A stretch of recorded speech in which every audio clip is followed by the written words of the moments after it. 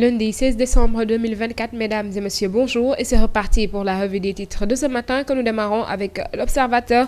À sa une, le garde des Sceaux à l'Assemblée, la profession de foi de Ousmane Diagne, l'enquête sur les morts enregistrées lors des événements de 2021-2022, l'instruction sur l'affaire Didier Badji et Fulbert Sambou, grand entretien, le cours magistral du professeur Tchoubou sur la dynamique de réappropriation de l'histoire nationale de par Diomaye Sonko, le contenu du Panthéon qui peut se constituer à partir d'une lecture du passé.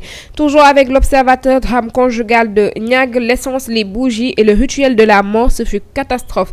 Cour d'appel, révélation sur le double recours de Barth, les arguments sur lesquels le maire de Dakar s'appuie pour contester la décision du préfet. Assainissement après la presse. L'État va frapper au cœur des partis. Dourkat, toujours avec l'Observateur, chambre criminelle, licencié de la BOA.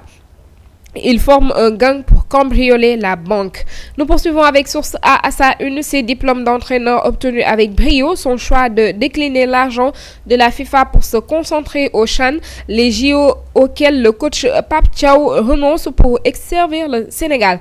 Enquête exclusive, Pape Thiaw, qui a embrassé le métier d'entraîneur en 2016, en tant que joueur et entraîneur, a obtenu les licences UEFA, C, B et A entre 2016, 2017 et 2018, puis la licence A CAF en 2023, des diplômes décrochés d'office et avec brio. Expert CAF, sa première campagne était à la CAN Beach Soccer au Sénégal. Il a fait Cameroun 2021 et la CAN U20 du moins. À la CAN Côte d'Ivoire, il a été désigné expert par la CAF, mais il avait désisté parce qu'il avait déjà intégré le staff des Lions. Pape a été choisi par la FIFA en 2022 pour être expert FIFA au Mondial Qatar 2022, mais il avait décidé de laisser passer cette énorme opportunité alors que la FIFA payait beaucoup d'argent par jour. Il avait décidé de rester au Sénégal pour préparer le CHAN.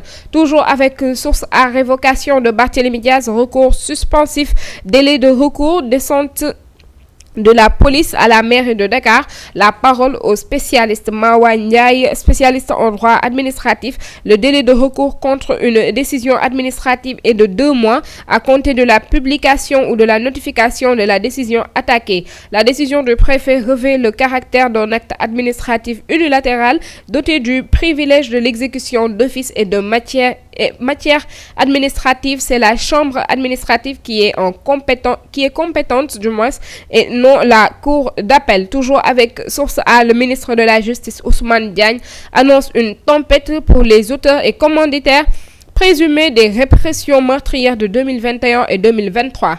Les monotes vont parler. Nous poursuivons avec les Échos à sa une, crédit alloué aux institutions et au ministère de la PLFI 2025, le budget du ministère des Finances presque doublé. Il passe de 415 milliards à 827 milliards, soit une hausse de 99,3%.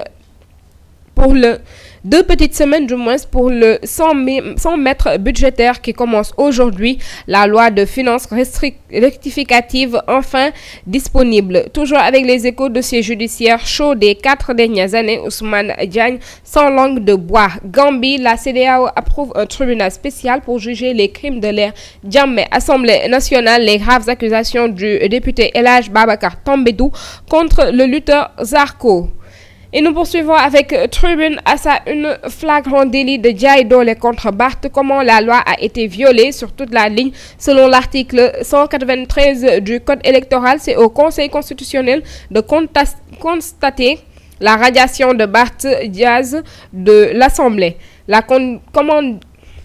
La condamnation étant antérieure aux élections législatives du 17 novembre 2024, sa radiation viole la condition de forme. Révoquer le maire de Dakar sur la base d'une condamnation pour délit viole la condition de fond de la loi.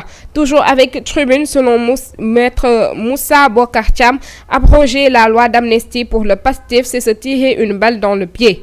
Émission Tous Marianne Primé, Asma Khadija Ngom, Fatima Diop décorés. Les femmes portent 10 médias plus haut. Et nous poursuivons avec Libération à sa une, projet GTA, fourniture de personnel expatrié au BP Mauritania. Le fisc débusque une nébuleuse sur 4,141 milliards de francs CFA à la suite d'un contrôle effectué au tout après du sous-traitant les impôts réclame à Air Consulting Sarl 2 milliards du moins 794 866 francs CFA en droit simple et 1 milliard en pénalité légale. Après une opposition introduite par Air Consulting Sarl, le dossier appelé devant le tribunal aujourd'hui. Toujours avec Libération, mort lors des violentes répressions, affaire Fulbert Sambou et Didier Badji, la justice aux trousses des responsables et commanditaires. Et nous terminons cette revue avec Tribune Sport. À sa une, Coupe CAF, le Jaraaf a peine trouvé la faille. Coupe d'Afrique des clubs, ville de Dakar renverse règle après prolongation. Et c'était tout pour cette revue des titres de ce matin. Nous vous donnons rendez-vous demain, Inch'Allah. D'ici là, l'information continue sur Presse Afrique TV HD et sur le site www.presseafrique.com.